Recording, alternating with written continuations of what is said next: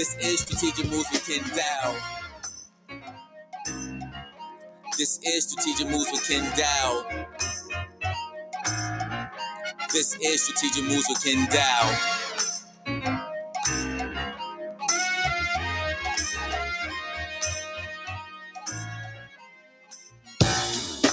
What's up, everybody? You tuned in to another episode of Strategic Moves. I'm your host, Ken Dao. This is a place where we bring art, culture, politics, and business all together. And we do it every Tuesday right here on WOVU 95.9 FM, right here in the heart of Cleveland, Ohio.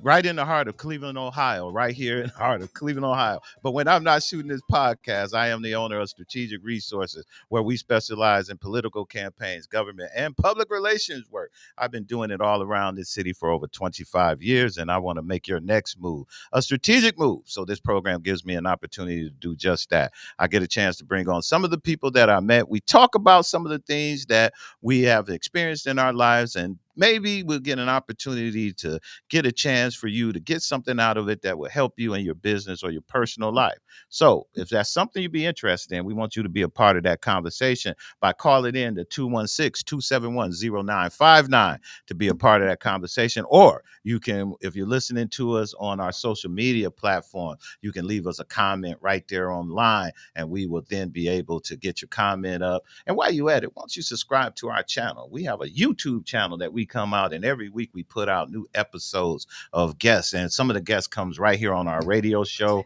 We talk a little bit to them, and then from that we go ahead and then put them over on to our podcast. And we have a podcast. It's called Ken Dao Unfiltered.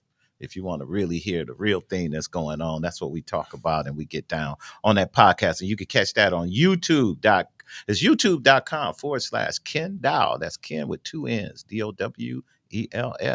So today's program is going to be a juicy one. We have none other than Pastor Aaron Phillips, who's going to be in the program today. And the title of our program today is called From the Pulpit to Politics with Pastor Aaron Phillips. Today, we're going to talk a little bit about, should faith leaders be more politically engaged? That's what our whole conversation is going to be about today. We're going to talk a little bit about the history of how the African American church has made its way through this process, and how the church has been a big part of what's been going on. And if the church is doing more and could do more to make a difference in our community. And we have the gentleman, as we call him, the mouth from the South, who's going to be up here today to tell us everything about that. Who's that? That's you, brother. I ain't from the South. Well, you know, we're going to make you from the South today. I couldn't get it. You're from the mountain hills of Colorado. There you go. Hot Top Rockies. There you go. Rockies. I ain't want to get all off into that. I couldn't find nothing to rhyme with the Mountain West. But that's what we're going to call you today. But he's calm today. I called him this morning. I said, Phillips, I want you to be calm and have a conversation with me Mouth today. of the mountain. So we're going to have him in here, and we're going to do that. But before we get started, we're going to do a quick shout out to the team that help us put everything together and help us to keep things moving right along. We have DJ Unicorn. She is our engineer, the quietest person on our show, but she has a lot of other programs. So she said, I'm quiet on your show because I talk on all these other ones. So she's here, and she helps us do our engineering work. We have DJ True, who is our person who helps us with all our engineering work to make us look good and everything. We're trying to work out all our different angles for everything. And we have my man Zeke here also today. So fellas, we got a full program this afternoon. What's going on in your world, Mr. We'll start with Lateef. What's happening with you real quick, sir, before we get started? Oh man, just good to be here. Trying to get going on the talk to me Tuesdays.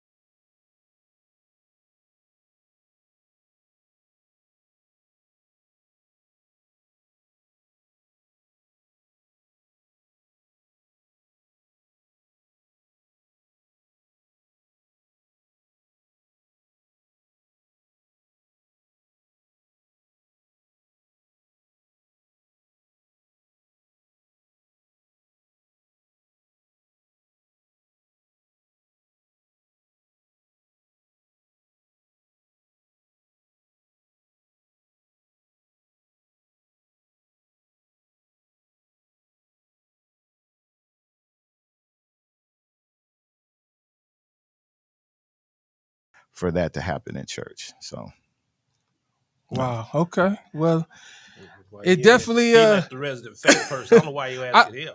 no, that was just a No, comment. I mean I'm that's messing just with you, and too. we gonna get to you. No, I'm messing We with gonna you, get how too. you feel about it too. We gonna get how you feel about it, Philip. No, So I don't need So that. I want to ask another question. We're gonna get going in a hot second with we got Zeke here, and Zeke is gonna tell us what's going on with the millennials this week. I don't know if it's really millennial per se, but I will say that I saw this morning that Malik Yoba, y'all remember him from Man. I thought he died. New York Undercover and whatever else he's on? I don't know I thought he what he's died. been doing lately, but Yeah, well, I guess he isn't. he recently made headlines saying that he no longer identifies as a black man, but rather as a non-white person. Okay. He says that black is a political term, one rooted in colonial frameworks that doesn't serve our collective liberation anymore. He's challenging us to rethink identity behind how the system labels us. So the question I have is this an evolution of thought, or are we losing the power of unity by breaking up these terms like black, Nah, POC? he's just crazy. That's all. I mean, he woke up this morning. You know who else said that? And it might be an actor thing. Raven Simone said the same thing. Raven Simone said, I don't identify as African American. I identify as an American. I don't know where my roots are from Africa. There's been movements of people been saying that for years. And if that's the way he wants to be identified, it's no different than identifying as Gender he, identity. she, me, Yeah. or whatever else they got going. So when you see Malik Yoba, everybody, he says, don't call him black man. We gonna call him, ain't you that dude who used to be on, what's the name of the damn New York Undercover. New York Undercover. Yeah, I So- think you that guy, right? I ain't gonna even give him the props to say, ain't you the guy who died in the Janet Jackson movie? You couldn't handle Janet. You committed suicide and ran your car. We Boy, could you go just on and gotta- on with you, that dude. I mean, come on, really? Give me somebody. I'll be hurt if Chadwick Boseman said that on his way out or something. I'd be like, man, Chadwick, you was Wakanda forever, man, and you feel that way, but now you gonna go from that to this is how you feel? No, I don't have a serious problem with that. But other than that, man, Malik Yoba, we ain't giving him that energy, not at all. He don't deserve it, not at all. So is that so? With that though, identifying as non-white as a black man, what does that mean to you? What do you think that even means? You a coward. You that brother who was on the slave plantation. I can't leave, boss. If we get free, they might come find us. He was that guy. He was never part of the team. He was the guy who told on Harriet Tubman when the people were trying to get free. He's that guy who never wanted to do any. That's who he is. And that's how anybody who identifies as being anything other than what you were born to be, that's what it is. You're a black man, and whether he want to believe it or not, Hollywood gonna let him know that because they ain't gonna give him no role. There's no leading white man. All right. So what the heck he talking about? It's just like I say, we're not giving him no energy. I don't give nobody no energy on that. It's just ridiculous. It's totally ridiculous. So why even Malik Yoba? You know what? Just call him by I his said name. this, Uni. I did say this, didn't I? I said we was gonna start a segment that says you can't be smart and stupid at the same time. So we gonna start that today. The award goes out today. We're giving this to my man, Malik Yoba, because you can't be stupid and smart at the same time by believing that you can't be identified as a black man. So we're giving that right to him today. And you're going to start that every week. And I just didn't get my sounds and stuff together. When we get our sounds together, it's going to be awesome. Oh, there it is. There it is. That's what he gets. That's my man, Malik Yoba. You can't be smart and stupid at the same time. So that's what we feel on that part, y'all. We're going to take a quick break. We're going to come back because we're going to get this fire started. We jumping head first in to Reverend Aaron Phillips and this church thing. Hey, Pastor, do you identify as a pastor or you want us to call you something else? You pastor? I Aaron have many Phillips? identities, and I don't like when people try to put me in boxes. So I have many talents, many identities that I many things I identify with. So that's who I am. I think we are some of many things, not just one thing. Wow, there you go. There you go. You know what? We had a caller call in real quick. We're going to take this quick call before we go on break because I don't want to keep you on hold while we do this commercial break. Caller, you on the air. Today is What's on Your Mind Tuesday. What's on your mind? Hello, is that me? That's you. Oh, okay. I just wanted to say that the word for black in Spanish is Negro, and that is the origin of the N word, Nigger. Mm-hmm. So when black people say we don't want to be black, Negro is a Spanish word. So that's um, I'm just trying to say, like, black and Negro is all the same. That's just my point. Mm-hmm. And then I guess the slave masters from Negro, I guess they came up with Nigger. Mm-hmm. So basically, when a person say they don't want to be called black, from my perspective, they don't understand Spanish language, because that's where the black and the Negro and in Spanish is all the same. That's So my your point. suggestion is we shouldn't call him black. We should call him Negro. Yeah, I think Negro. Yeah. All right. I think Negro is just I a can deal with Spanish that. word. I can deal with that. That's just an Negro old is a Spanish word. Let's just call him that. Jive Negro, That's what huh? he wanted to be. Yeah, he said don't call him that. We call him that. That's what it is. Hey, Carl, I want to thank you for calling in. Tune in. We're going to take a quick break, and when we get right back, we're jumping in with Pastor Aaron Phillips. If you want to call in, please call in 216-271-0959. We'll see you in a minute. What's up, Cleveland? It's time to turn up the conversation. Tune in to the Strategic Moves with Ken Dao radio show for What's on Your Mind Tuesdays. Call in, comment, and connect on 95.9 FM WOVU, WOVU.org, and hit us up on social media. Let's go.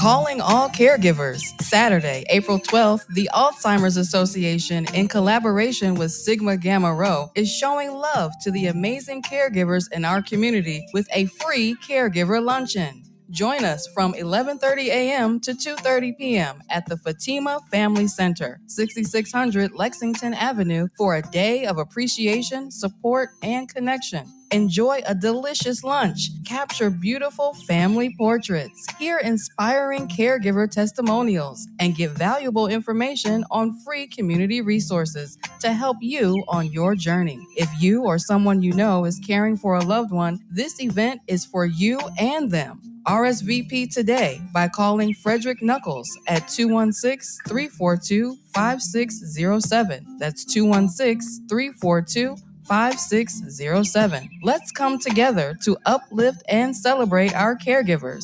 Saturday, April 12th from 11:30 a.m. to 2:30 p.m. See you there. This message was brought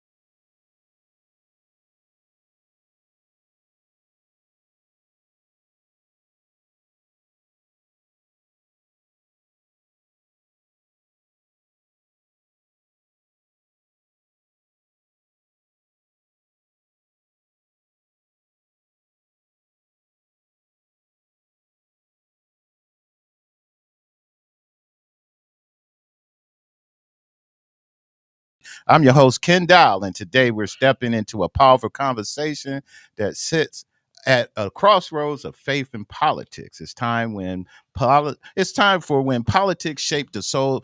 Politics has been shaping the soul of our community, from criminal justice reform, economic equities, and voting rights. It begs the question: should faith leaders be stepping up and speaking out more on these issues? Should the pulpit echoes the policy? Our guest is someone who lives these and tends to live in the space and speak boldly about that. It's Pastor Aaron Phillips. He's not just a faith leader, he is a community mobilizer, a bridge between the scared and the civic. The scarred, excuse me, not scared, the scarred and The civic. sacred. That's probably what you mean. The sacred and the civic. Sacred? That's what you Is it mean. Yeah. sacred? The sacred and the civic. What's Not sacred? scared. Yes, Sacred. sacred? So you ain't been to church in a long time, Yeah, Ken. You don't know what sacred no, is. Sacred is when you go to church on first What Sunday. is sacred? Sacred I is something. went to church on first Sunday. You went to, and then you had a sacred is when you set something aside. It's sanctified. It's purified. Oh, it's that's different. why I was trying to change that word, because it was saying sanctified, and I was talking about you. Right. That's that's an inside joke. That's an inside joke. But it's where we bring the sacredness of our relationship with the Lord into All right. the Yes. civic engagement Yes. of our community, and that is a great way to put that. Yes, and Aaron Yes, Phillips yes. is someone who's been working with us in our community. He's not just a friend of mine. He's someone who I lean on and can ride as it relates to these tough conversations we have, especially as it relates to our community and working with the clergy. So he was a very good person to have come in for us to sit down and have these conversations with and talk about it. So we're going to jump right into it, Pastor, because there ain't no point in messing around. Let's get into it. Do you believe that faith leaders have a responsibility to be publicly active? And should the pulpit be a separate place from the policy arena? Yeah. Well, let me first of all say thank you very much to you, Mr. Ken Dao, my dear friend and brother, for bringing these hard conversations to our community.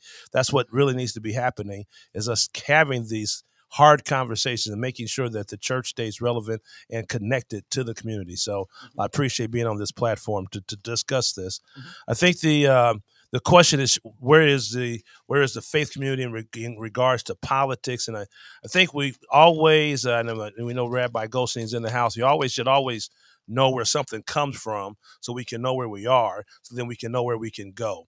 And when I'm talking about faith in the civic engagement space, in the public square space, that's nothing that's really new. And especially when it comes to the African American church, we have always, we started as a protest church in every major faith denomination. The Black community has started under a protest movement, whether you're talking about the AME Church with Richard Allen, the AME, United Methodist Church, who did not allow Black people to be in the forefront in leadership or even be in the sanctuary. So Richard Allen decided, he said, Black folks can only pray on the balcony, not down on the altar.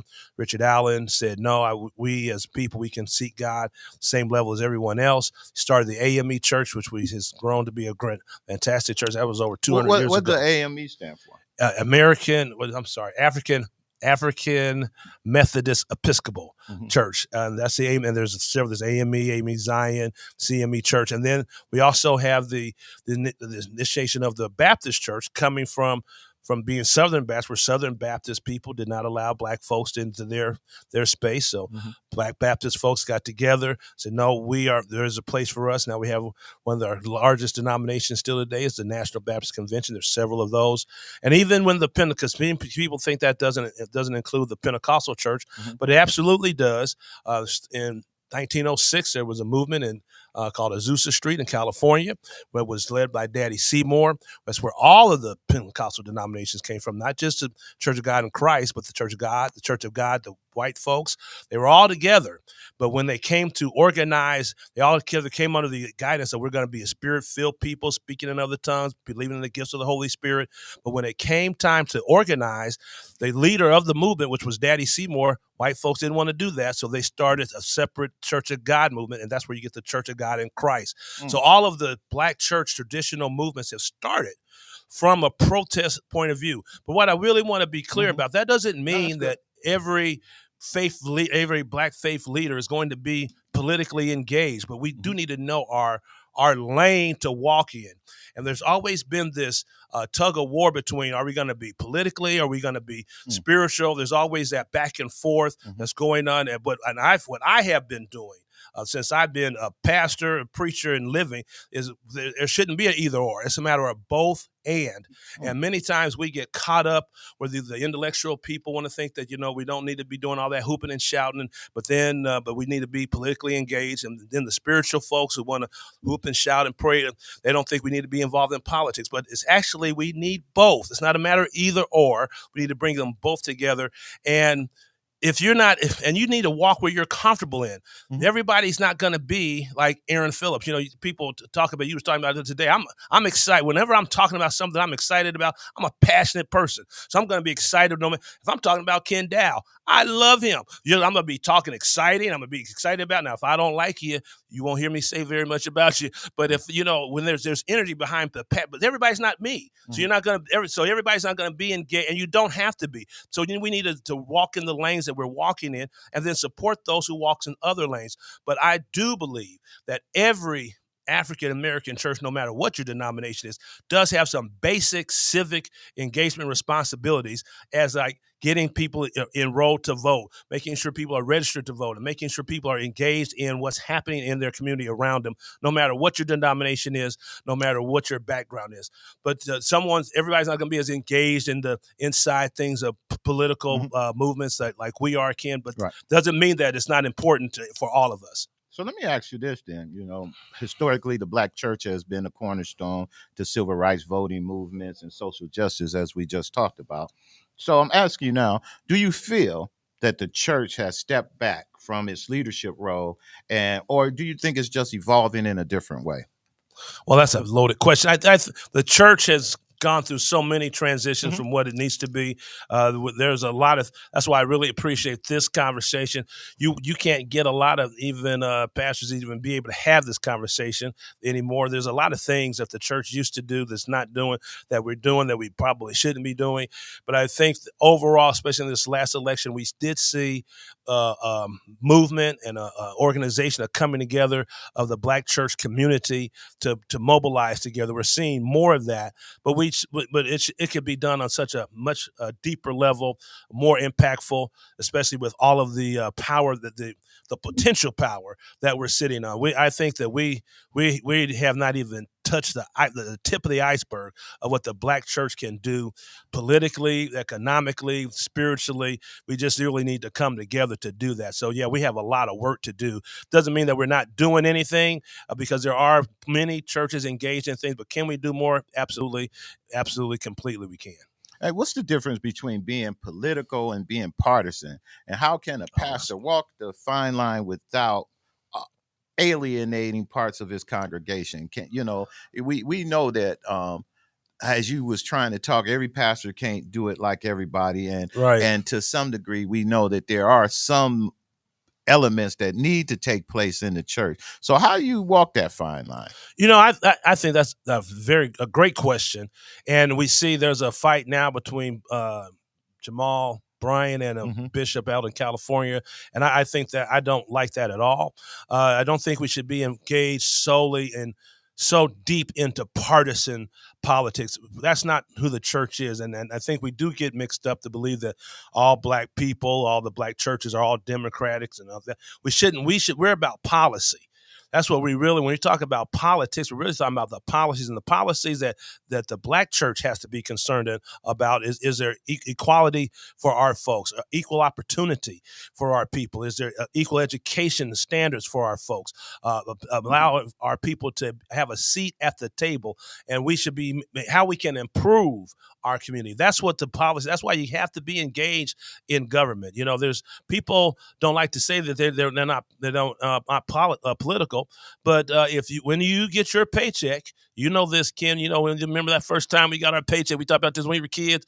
We thought we were making $4 an hour. We got our check. It ended up being $3.50, and we seen this thing. Who's FICA? Who is that? So everybody is no matter what you're doing, the government, you're going to have some government involvement. So just because you're living in America, whether you participate or not is your choice, but you're going to be impacted by this government no matter what you do, because you're breathing in the air in this America. So we all are automatically brought to the table. Our level of engagement is based on who we are and what we bring to the table in that engagement. You know, you mentioned the Jamal Bryant incident that he's going through, and that thing with the pastor. So the white evangelicals and some of the Republicans, we're gonna go there too. You might as well. They doesn't feel that the black church is pure part of what it's built to be, and that is to uphold the word of God. Yeah, now you're gonna. Now, Lateef was talking about cussing in the pulpit. That's a good place to cuss right there. Bible, but I'm not going to cuss. But I've been known to use those words from time to time. But I get upset when any, particularly white evangelical, Trump-loving preacher has anything to comment about the black church, because they have what the evangelicals have done. They took a page out of our playbook and rolled it up into fighting against abortion, fighting against gay rights, all of that. But they use our plate because we mobilize ourselves as black people through the black church, because that's the only institution that we ran and we were in charge of. Now we have other institutions now, but at the beginning of bringing freedom to our people, it started with the black church, because that's the only institution that we ran everything. And now, so we've seen the civil rights movement came through the black church. Everyone knows Reverend Dr. Martin Luther King was a graduate from Morehouse College of the School of Theology, as well as went on to get his doctorate degree. So the black church and the black preacher have always been engaged. That is not true. I would say the best way to say the black church is not just us where we are empowered politically, but it's also our culture. It's who we are. We all grew up. That is not the historical reference that white folks have. We all have an experience. But now, Ken, what's really challenging for a person like myself is we have two generations of our own folks who are now unchurched, and that's what we have to address. So I don't listen to any advice from the white evangelicals about holding up the word of God. We have to do both. We have to preach the word of God and preach about liberation at the same time. Black liberation theology is a real thing that exists because of writers like Howard Thurman and James Cone and Henry Louis Gates, who talks about how the church as a movement helped bring liberation to our people. Some people, and there's a lot of people who believe preachers should leave the preaching alone, leave the politics alone. Yeah, a lot of preachers think politicians will leave the politics alone. Yeah, tell you the truth. Yeah. And so how do you respond to those folks who criticize pastors for being too political? Well, I think the people who do that, they're trying to take away power from the black community. That would actually saying we should tell a business person, you need to leave politics alone, or telling educators, you need to leave politics alone, or telling entertainers, no, we all have a role to play in making policy that shapes and transform our community. You can't tell a preacher, how can a illegitimate preacher, whether you're black or white, see what's happening? And you look in the Bible, Moses was a liberator. And that's what the church is. Jesus Christ is always on the side of the oppressed. That's who he is. So if you're not talking about liberating people, listen, we need to be saved, sanctified, filled with the Holy Spirit, speaking in other tongues. I do all of that, dance in the Spirit. If you come to church, I'm very animated out in the streets. Well, you should see me at church. I'm overly animated at church. We worship and praise God. But at the same time, after church is over, we're trying to make sure we put some tools to put in your toolbox so you can make sure you have a good job. You'll be able to have a housing for your family, be able to take care of your mental health needs. So we have to do it all. It's never a matter of either or. And especially when it comes to the black preacher, we have always had to be more than just a person pontificating on Sunday morning. That's great, but we need more than a nice homily. And sometimes we get that means a sermon. By the way, I'm sitting there thinking like, what's a homily? Right? That's a sermon. But we need more. We need. My daughter and I was having this conversation. We don't just need education and information, but we also need application. Mm-hmm. And so application is what we're doing when we're taking our faith to the streets, whether that's in City Hall, it's down the state of Ohio and Columbus, or in Washington, D.C. That is us putting our faith in action. Faith without works is dead. So we're not just here to be praying and seeking and waving our hand, but we also are to be about our Father's business, doing our faith. And that's the difference. And I think that's what has turned a lot of people off. It would turn me off too with churches. If all you're going to do is just get me emotional on Sunday and then nothing else after that, well, you might as well just send me to the bar. Give me a bag of weed. Give me some cocaine. That's an opium, and that is what has happened with in colonialism. You brought it home. In colonialism, they have used black preachers and want to say, no, don't deal with these social issues. Don't deal with these issues that impact our community. Just get people high and shouting and dancing in church, and that's enough. No, but it's got to be more than that. Hey, you're listening to Pastor Aaron Phillips right here on Strategic Moves with Ken Dao. We're going to be talking with Pastor Phillips more about the role of the black church in our community. And we're going to take a quick break. And when we get right back, we're going to continue the conversation. If you want to, call in 216-271-0959, 216-271-0959. We'll be right back. Cleveland, this is your show, your topics and your voice. Join me, Ken Dao, for What's on Your Mind Tuesday on 95.9 FM WOVU. Call in or comment on social media. Let's make this conversation unforgettable. Streaming live at WOVU.org.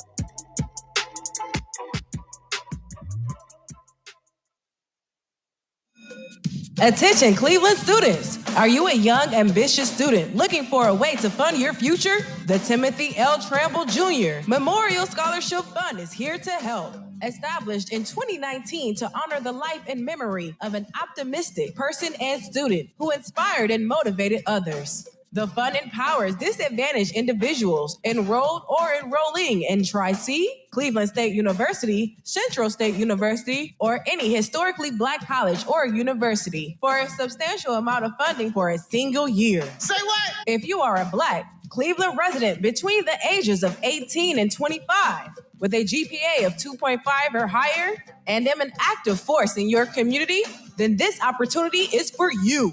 Apply today at unitedblackfund.org/community-funds. That's unitedblackfund.org/community-funds to take the next steps toward your bright future. The TJ Memorial Scholarship Fund, because success begins with opportunity and determination. This message was brought to you by the Timothy L. Tramble Jr. Memorial Scholarship Fund, United Black Fund, and WOVU 95.9 FM. Our voices united, mission driven 24/7. You're listening to WOVU 95.9 FM, the voice of the village, where every voice matters and Black history is made daily. Are you ready to take control of your finances and build a better future? The Phoebe Foundation presents the All Things Money Workshop, a free, interactive financial workshop designed for everyone, no matter your economic background. Join us as we dive into the essentials: budgeting, smart spending, saving, investing, debt management, and even wealth building. Learn how to create a realistic budget, manage your credit, and make confident financial decisions that set you up for success. All of this is for free, May 22nd and May 29th. And once you complete the workshop, you'll get access to personal financial coaching opportunities. Don't wait. Secure your spot today. Visit phoebefoundation.org, the All Things Money Workshop, because financial freedom starts with knowledge. See you there. This message is brought to you by the Phoebe Foundation and WOVU 95.9 FM. Our voices united, mission driven 24/7. It's time for Faith and Community Matters with none other than Pastor Aaron Phillips. So lean in, turn it up, and let's get into it. Because faith without work is dead.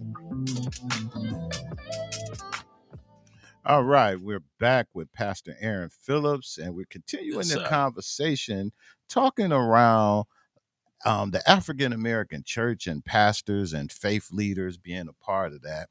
There was something I read, and we're going to do another show on that. I was going through the interwebs one of these early mornings when I can't sleep, and I found a article. It wasn't an article. It was a YouTube. A pastor was breaking down how abortions and how the white community used the abortion issue as a wedge issue.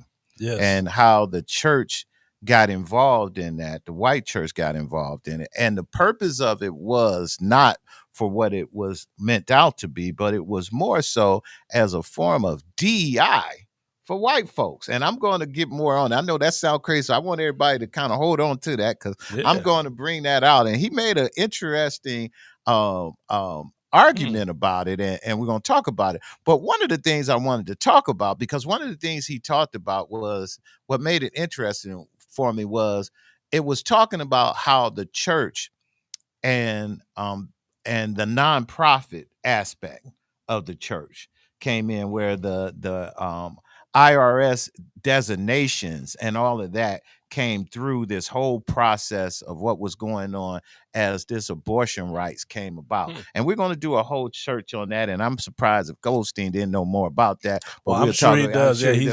That was something that came out, and I saw it and I thought it was interesting. So I'm setting that up to ask you this question, because I know a few pastors, and we go through this with pastors during election time and others, that some preachers seem to believe and have an understanding that, hey, we are a nonprofit organization, just like this radio station and other organizations are nonprofit, that we don't want to mess up our 501c3 by doing anything that is along the lines of endorsing a candidate or any of those kind of things. That is. So how does, I guess the question is, how do you balance that? How do you make that work? How does a pastor go from trying to make something like that and be able to have the confidence of knowing that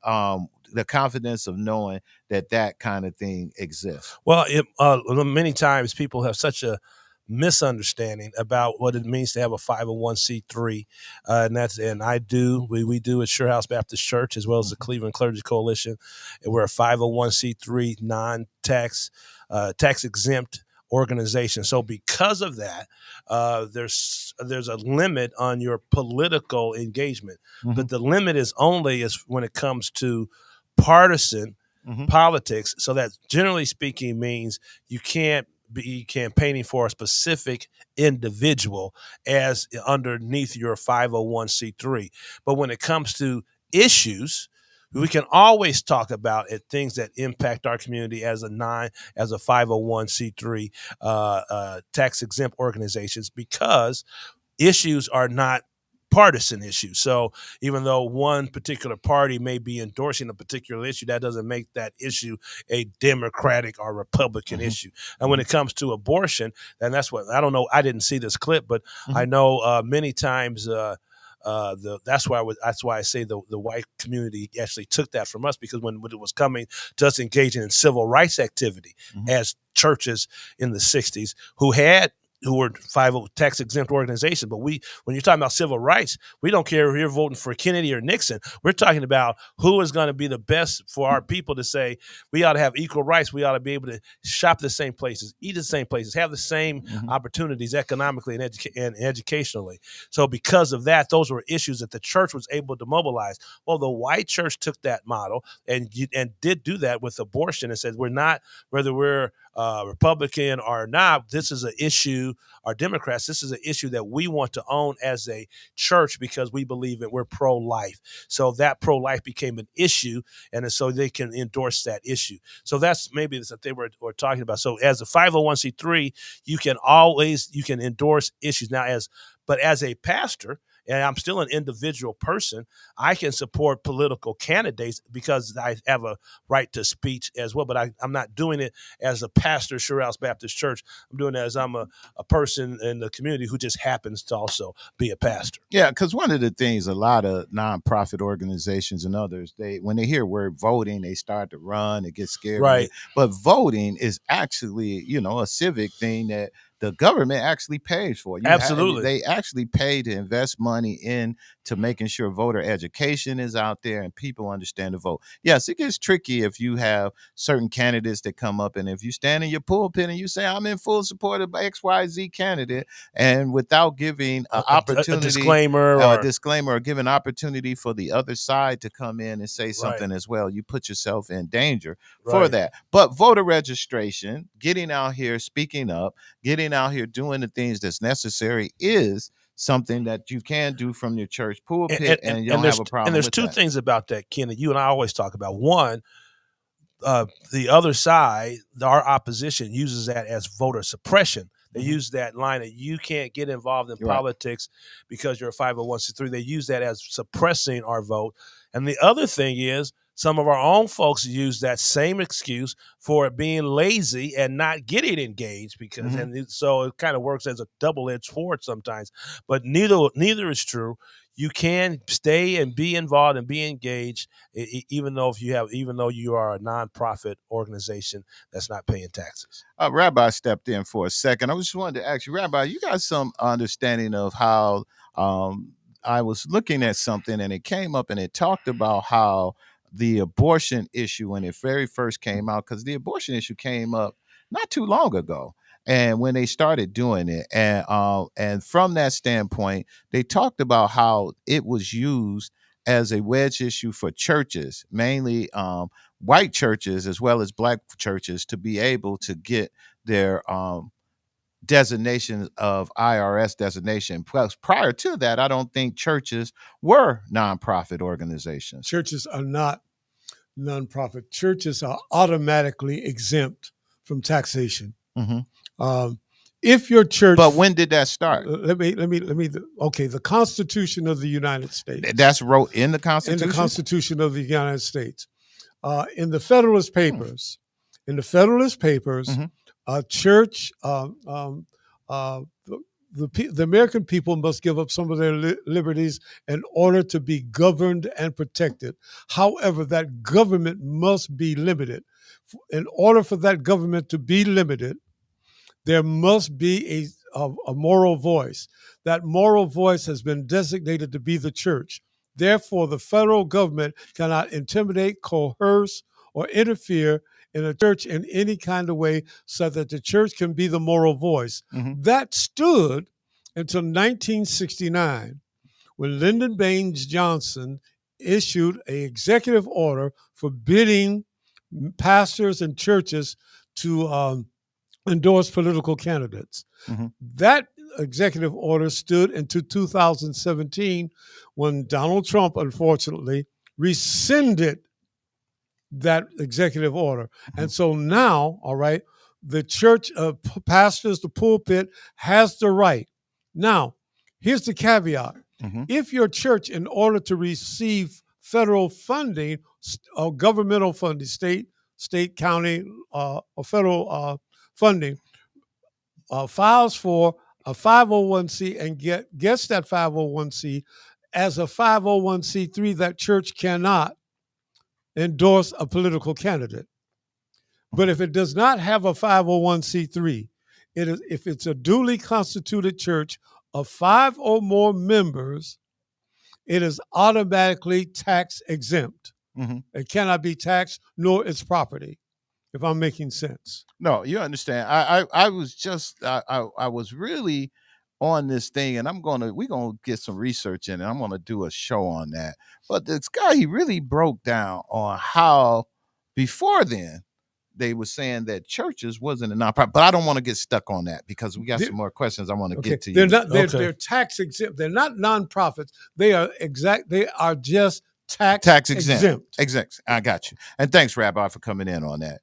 Pastor, we're going to jump back at you because we're getting ready to run out of time on here, and I want to make sure I give you a proper time to get your closing in. I wanted to ask you, on a national basis and what's going on nationally right now, what are some of the things that you believe that pastors should be doing right now to get their message out to people and could be doing as a way of getting out what's going on nationally here that you think more pastors can be doing from their pulpit and getting that word out to folks?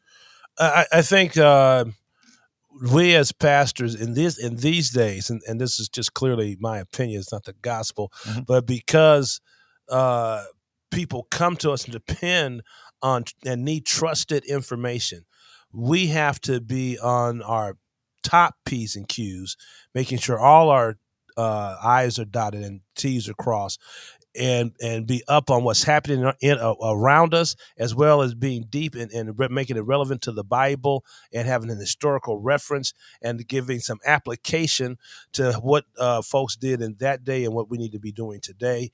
We need to make sure that we are actually doing and not just preaching. So there's so many things that goes along with that, but we do need to be preaching the gospel. And I think one thing I would say, Ken, that I wouldn't have said 5 years ago, more than anything, people's lives need to be changed and transformed by the preaching and teaching of the gospel of Jesus Christ. That is what changes lives, foremost, forever, for sure, for certain. And then we also have to bring real application of what's happening around us, as the prophets of old in the Old Testament, Jesus in the New. He made things relatable, and there's no way you can't talk about what's happening across this country and what's happening in with the diminishing of democracy, and which we know it, and people not following the Constitution. There's no way you can just close your eyes and put your head in the sand and not speak to these issues in these days. And when we don't do that as a church, that's when we lose people to the church. That's why in Europe, the churches are museums, because they lost that touch of what and being relevant to what's happening in their community. That same thing will happen in America eventually if we are not speaking the gospel truth of Jesus Christ and then making it relevant to people's daily lives. Or if we're not doing that, people are, and we are seeing that over and over again, people are turning to all other alternatives instead of looking to the church for answers. And I believe, and still believe strongly, the answer was with the church, because the church answer is Jesus Christ. I'm going to hit you with two more questions, man. You got to hit me with quick answers so we can get you out of here, okay? Okay. We often hear your thoughts and prayers after a tragedy, but how can you turn that faith into policy that's really needed right now? How can we take, instead of that, we get that from the church all the time. Oh, our thoughts and prayers go out after a tragedy, but that's all we get. I'm with you. Yeah, I don't even like seeing those bunny rabbits and stuffed animals and balloons. We need to do something about taking the guns out of the hands of young people so we don't have some tragedies. We need to make sure we're addressing mental health issues so people are. But how will the church?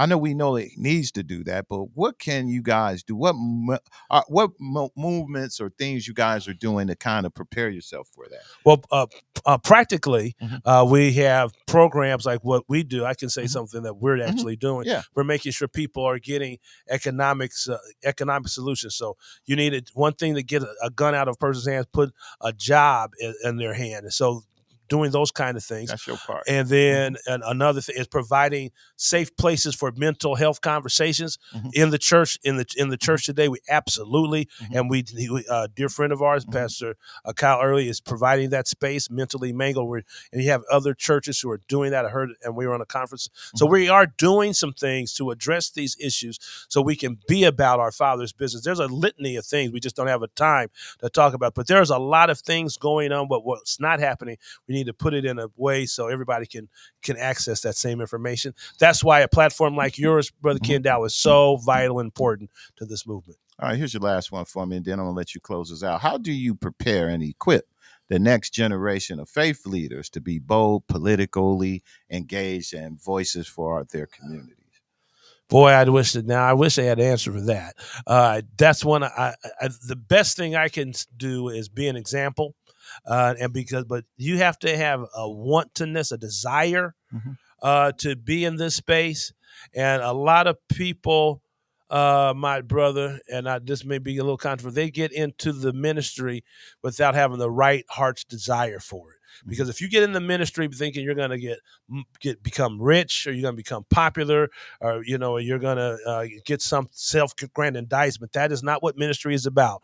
So if you have a desire to do this, and there is people and places for you to get that mentorship. I'm one of those. But my problem, Ken, is because when I was a person that needed to be mentored, there were plenty of people. I had a desire for that.